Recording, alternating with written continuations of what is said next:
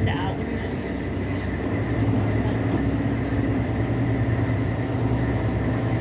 What do you think of the boat ride, girls? Good afternoon, everybody, and welcome aboard City Cruises vessel River Duchess. River Duchess, we start all our trip with a brief safety announcement. So if I could just have your attention for a few moments, please. River Duchess is equipped with sufficient safety equipment for everybody on board. Small man-made hill on each bank, atop of which they built modern bathing castles. And then to control the boat, all they did was hang a large chain between the two Montebello castles, and they could control what came and went by simply raising or lowering the chain. Look at the bridge, girls.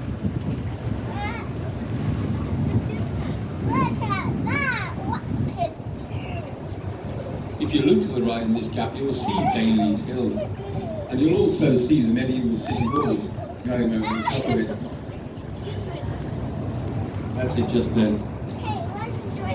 Well, now as we go through Skeltergate Bridge, we leave the medieval city of York. Now, you might think, well, the medieval city of York wasn't very big at all. Well, in the time itself, it was the second biggest city in the whole of England. Until it was also the capital of the Viking Kingdom Northumbria, and later the administrative area of Northumbria. It was the single biggest administrative area in the whole of the country. It stretched from the River Humber all the way northwards up to and including southeast Scotland. G.R. Martin had cited it as his influence for his series of Game of Thrones novels. And in fact, in County Durham there is a village called the Dragonville. But as much as they insist they had one, I don't actually believe them.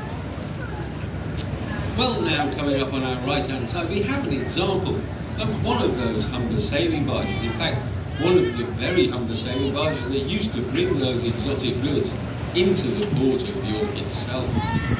This blue and white vessel with the black hull here, that was built in 1904. When it was first built, its main form of propulsion would have been a very large mast. It would have had keelboards down each side of the hull to give it some stability whilst it was performing coastal duties. Well, sometime in its history, that large sail was being removed, leaving just that stump. The keelboards had been removed. However, she is still a commercial vessel bringing business into York. She's an Airbnb. Now, before you ask, no, I'm not on commission, but I sometimes think I should be, because I mention that 3 or 4 times a day. Well, we're now coming into this very leafy, very historically important area of York. It's called Fulford.